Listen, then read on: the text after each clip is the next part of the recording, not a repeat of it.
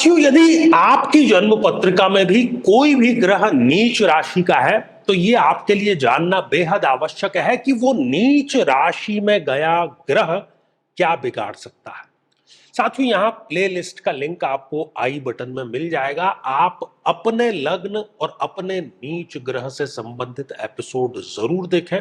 और आज इस खास एपिसोड में हम चर्चा करने जा रहे हैं कि कन्या लग्न की जन्म पत्रिका में सूर्य देव, जी हां, ग्रहाधिपति यदि स्वयं नीच राशि के हो जाए तो वो क्या परिणाम प्रदान करते हैं। साथियों, आपसे निवेदन केवल इतना है कि आप अपनी जन्म पत्रिका अपने समक्ष रख करके फिर ये एपिसोड देखिए, ताकि बात पूरी तार्किकता और पूरी वैज्ञानिकता के साथ आपको समझ में आ जाए, क्योंकि अंतिम निर्णय स्वयं आपको ही करना है। कुंडली आपकी है, जीवन भी आपका ही है। साथियों, वैसे भी कन्या लग्न की जन्म पत्रिका में सूर्य देव एक अति मारक ग्रह होते हैं। वो इस 12th हाउस के इस व्यय भाव के लॉर्ड है। यदि वो नीच राशि के होकर के लग्न पत्रिका में, लग्न कुंडली में यहां द्वितीय भाव में विराजमान हो जाए तो क्या करेंगे। महर्षि पराशर ये कहते हैं कि जो ग्रह नीच राशि में गया है वो अशुभ और बुरा परिणाम प्रदान करने के लिए बाध्य हो गया है। बलहीन नहीं हुआ है वो, बल्कि अशुभ परिणाम ही प्रदान वो करेगा। क्या अशुभ परिणाम प्रदान करेगा? उसके जो कारकत्व के क्षेत्र हैं उससे संबंधित वो नेगेटिव परिणाम प्रदान करेगा। हम साथियों एक शब्द इस्तेमाल करते हैं, कॉन्फिडेंस या सेल्फ कॉन्फिडेंस, स्वाभिमान, आत्मविश्वास। ये सूर्य का कारकत्व है। लेकिन जब सूर्य नीच राशि में चला गया तो ऐसे जातक या जातिका का जो सेल्फ कॉन्फिडेंस है वो धरातल में, रसातल में चला जाता है। कुछ भी वो निर्णय लेता है उस पर वो चल नहीं पाता। एक दो दिन चलेगा फिर सरेंडर कर देगा। किसी से कोई मीटिंग में उसको बातचीत भी करनी है तो अपनी बात को वो प्रभावशाली ढंग से कभी भी रख नहीं पाएगा। साथियों, सूर्य है पिता का कारक, तो पिता के साथ में संबंध व्यक्ति के कभी अच्छे नहीं होते। पैतृक संपत्ति भी व्यक्ति को जितनी मिलनी चाहिए उतनी नहीं मिलती है, और मिलती भी है तो वो उसका कोई उपभोग नहीं कर पाता है। साथियों, सूर्य प्रतिनिधित्व करता है सरकार का, गवर्नमेंट का। तो ऐसी स्थिति में व्यक्ति के जो सरकारी काम है वो कभी बनते नहीं। 3 दिन का काम 30 दिन में भी पूरा नहीं हो पाता। और यदि स्वयं सरकार में कार्यरत है तो भी वहां पर उसको बर्खास्तगी का, निलंबन का या पॉलिटिक्स का सामना जरूर करना पड़ता है। साथियों, शरीरगत यदि हम बात करें तो प्रकाश का कारक है सूर्य। हम देख ही सूर्य के कारण पाते हैं। ऐसी स्थिति में व्यक्ति को आंखों अर्थात नेत्र से संबंधित किसी न किसी प्रकार की समस्या, पाचन तंत्र से संबंधित किसी न किसी प्रकार की समस्या ये जरूर दे देता है। ठीक है।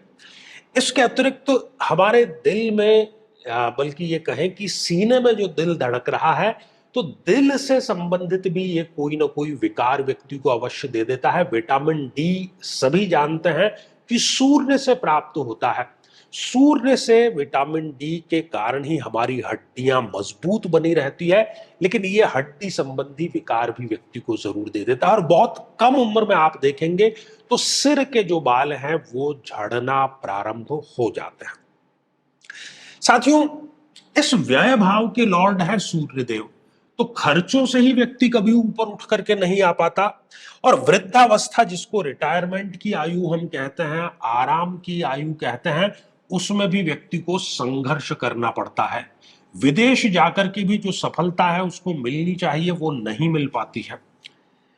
साथियों, इसके अतिरिक्त बार बार अपमानजनक स्थिति का सामना करना, डिप्रेशन में चला जाना, किसी न किसी प्रकार के नशे का सेवन प्रारंभ कर देना, और तो और छोटी बड़ी जेल यात्रा का योग भी यहां पर बन जाता है।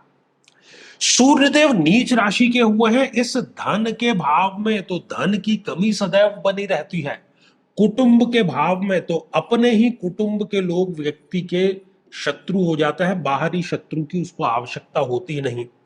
अपनी वाणी से वो अपने बनते काम बिगाड़ने का कार्य करता है।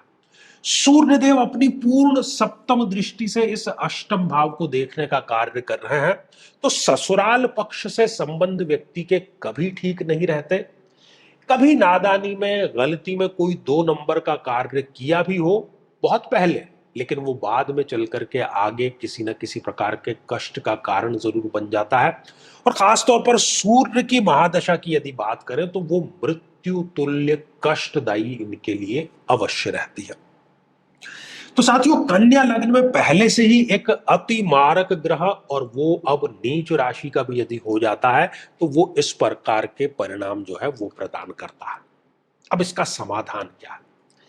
इसके समाधान के लिए 3 और तीनों के तीनों कार्य अनिवार्य हैं, वो जरूर करने हैं। एक तो मारक ग्रह है, नीच राशि का है, उसके दान करें। और इसका सर्वोत्तम दान है कि अपने स्वयं के वजन के बराबर गेहूं दान करें किसी भी रविवार को, और साल में कम से कम एक बार तो ऐसा अवश्य करें। गेहूं दान करना है आपको, आटा दान नहीं करना। दूसरा, अपने पिता के साथ में संबंध सदैव अच्छे रखें। चाहे वह मनुष्य है, विचारधारा नहीं मिलती, बातचीत नहीं करता है, लेकिन फिर भी पिता की सेवा सदैव करते रहे। सूर्य का ये बहुत अच्छा उपाय है। और सबसे महत्वपूर्ण कि जो महादशा आपको चल रही है, उसकी महादशा मंत्र साधना दीक्षा के माध्यम से प्राप्त करके नियमित उसका मंत्र जाप करें, तो ये सारे के सारे जो परिणाम हैं इनमें 99.9% तक की कमी अवश्य आ जाएगी। तो साथियों, श्रृंखला तो ये हमारी आगे भी जारी रहेगी। यदि आप भी चाहते हैं कि आपकी कुंडली का सूक्ष्म और वैज्ञानिक विश्लेषण हो, तो आगामी समय में मैं स्वयं इन शहरों में उपस्थित रहूंगा। आप समय लेकर के मिल सकते हैं, या फिर टेलीफोनिक या वीडियो कॉल के माध्यम से भी आप जुड़ सकते हैं।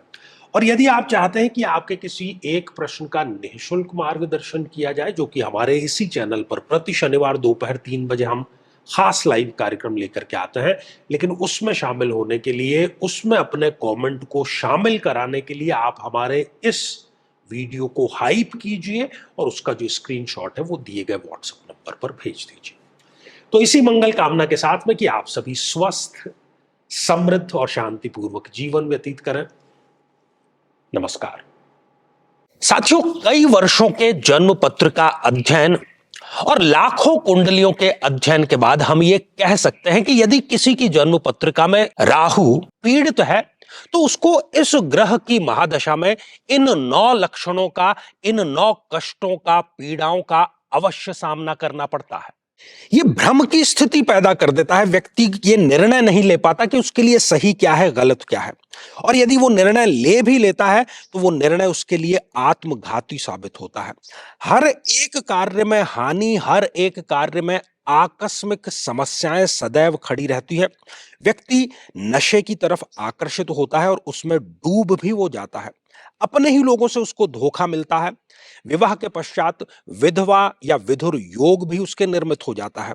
नाहक ही बदनामी, अच्छा कार्य करने के बावजूद भी बदनामी इसको प्राप्त होती है। छोटी बड़ी जेल यात्रा का योग भी यहां पर निर्मित होता है और घर में सदैव गृह कलेश का वातावरण बना रहता है। लेकिन साथियों, यदि आप भी इन सभी कष्टों से स्थायी और सटीक मुक्ति प्राप्त करना चाहते हैं, तो उसका तरीका है इस ग्रह की महादशा मंत्र साधना दीक्षा, जो विशेष रूप से आपके नाम, आपकी जन्मतिथि के अकॉर्डिंग की जाएगी। और गुरु दीक्षा के माध्यम से अभिमंत्रित माला भी आपको प्रदान की जाएगी, ताकि न केवल ये सारे कष्ट दूर हों, बल्कि ये पूरी की पूरी महादशा आपके लिए शांतिदायक और सुख समृद्धिदायक साबित हो।